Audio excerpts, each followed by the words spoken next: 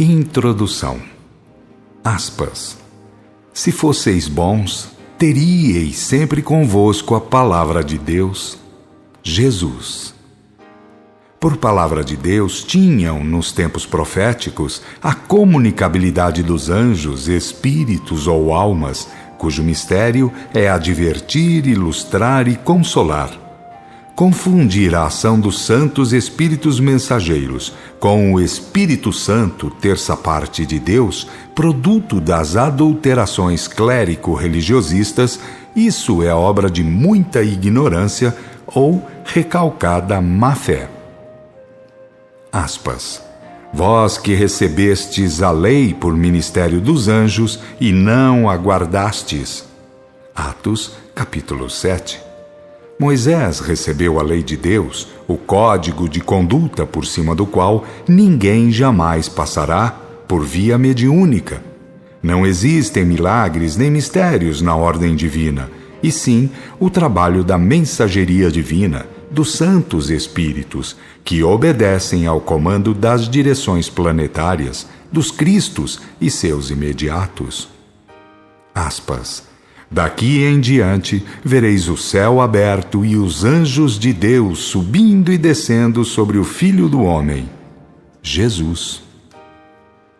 Os grandiosos fenômenos mediúnicos produzidos por Jesus, pelos que foram antes de Jesus e contemporâneos, e os que serão produzidos em todos os tempos e locais, nunca serão misteriosos ou milagrosos, e sim apenas o trabalho dos espíritos comunicantes. Entretanto, os que mentem em nome da verdade, os religiosistas, dizem que a revelação é coisa de Beelzebu, etc. Aspas.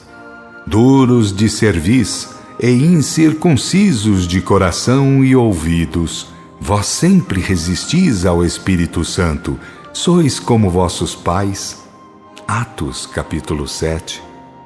Aqueles mesmos que afirmam os avisos de Gabriel, a ida de Jesus e 3 apóstolos ao Tabor para confabular com Moisés e Elias, e os que dizem que Jesus tinha os espíritos ao seu redor e que afiançam todos os fenômenos revelacionistas da Escritura, esses mesmos são os que se contradizem, dizendo que o Espiritismo não é menos do que coisa de Beelzebu. Se soubessem que os ignorantes, covardes e hipócritas jamais herdarão os reinos superiores, certamente fariam outras coisas, dariam devido testemunho da verdade. Quando Jesus, o que deixaria a divina modelagem e batizaria em espírito ou revelação, veio ao mundo carnal, já orçava por mais de 240 mil anos que a comunicabilidade dos espíritos era cultivada, porém em termos secretos ou esotéricos, como testemunham os mais antigos documentos. Por isso Moisés, versado nas 2 cabalas ou no zoroastrismo, que por sua vez descendia diretamente do búdico vedismo, assim se expressou, aspas, quem dera que o Senhor desse do seu Espírito a todo o povo, e que todo o povo fosse profeta. E como por evolução tudo tende a se unir, as humanidades encarnada e desencarnada tendem a se infusar ou comunicar. Eis que o Senhor manda o aviso, aspas, e há de ser que, nos últimos tempos, derramarei o meu Espírito sobre toda a carne, e vossos filhos e vossas filhas profetizarão, vossos velhos sonharão sonhos, e vossos mancebos terão visões. Joel 2:28. Só restava que isso acontecesse, que alguém fosse o celeste enviado, e vede como dele falou o precursor, aspas, aquele sobre quem vires descer o Espírito e repousar sobre ele, esse é o que batizará em Espírito. João Batista. E o celeste enviado, que tinha as legiões espirituais com ele, e nisso batizaria, assim foi dizendo enquanto esteve na carne. Aspas. Mas o Consolador, o Espírito Santo, a quem o Pai enviará em meu nome, ele vos ensinará todas as coisas e vos fará lembrar do que vos tenho dito. Jesus. No dia do batismo de Espírito, no Pentecostes, como o livro dos Atos dos Apóstolos trata perfeitamente no capítulo 2, eis como Pedro testemunhou, aspas, de sorte que, exaltado por Deus, havendo recebido do Pai a promessa do Espírito, a este derramou sobre nós, como vedes e ouvis. Atos, capítulo 2. Estava sendo cumprida a promessa de Deus, aquela desejada por Moisés, para que todo o povo fosse profeta, medianeiro do céu. E observemos como Pedro dá testemunho de Jesus como o transmissor da graça da revelação generalizada. Aspas. Porque a promessa a vós pertence, e a vossos filhos, e a todos os que estão longe, quanto chamar a si o Senhor nosso Deus. Atos, capítulo 2. Sim, essa foi a graça trazida e deixada por Jesus, a revelação generalizada, e que, com a sua divina modelagem, havia de ficar para sempre, como disse o mensageiro Gabriel quando avisou a Maria sobre ter que vir a ser a sua mãe material. A graça da salvação de graça, que as falsas interpretações pregam, bem como as liturgias, os simulacros, as vestes fingidas e as nobiliarquias clericais, ou tudo que seja formal, não pertence ao Evangelho aplicado de Jesus Cristo. Ele vivera no meio do povo e ali mesmo cultivar o trato com os anjos ou espíritos comunicantes, produzindo aqueles grandiosos fenômenos de cura e outros.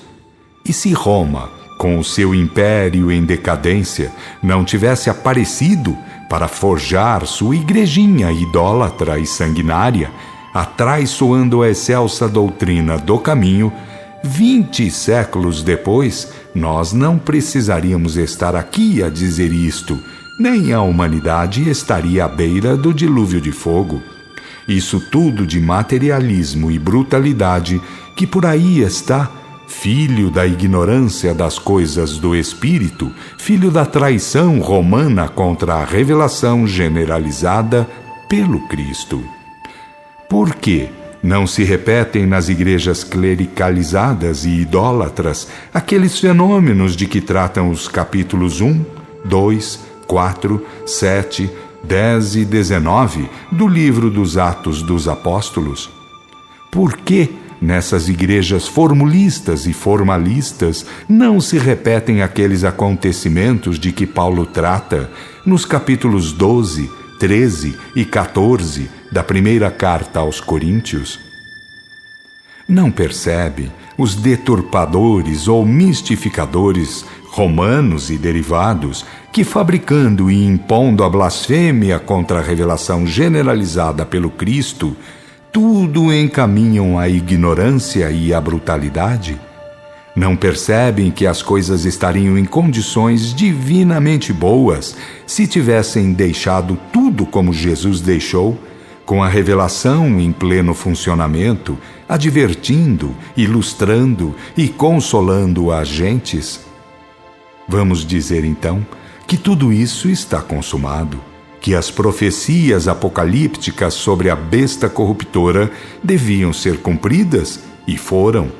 Vamos assim dizer, por ser verdadeiro, como verdadeiro é que a restauração devia vir através do profeta Elias.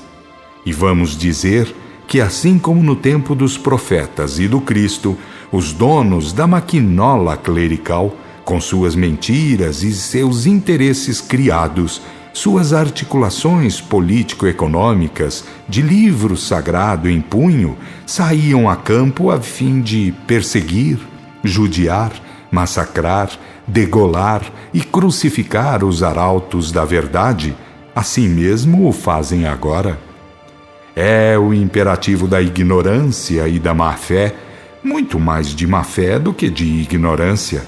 Isso tudo que vai pelos rincões da cleresia e dos seus derivados, porque estão em jogo o bolso, o estômago, o sexo, o orgulho, o egoísmo e uma terrível filiação consequente.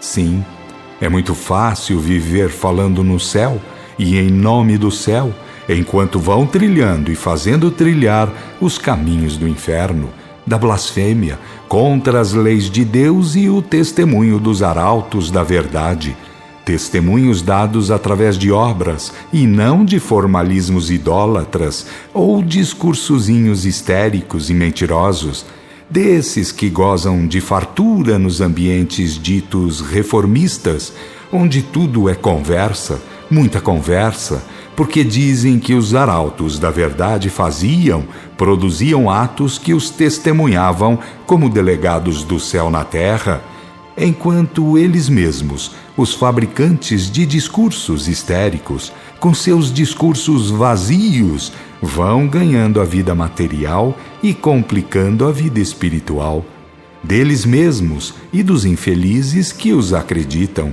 E os acreditam porque são enganados em nome de Deus.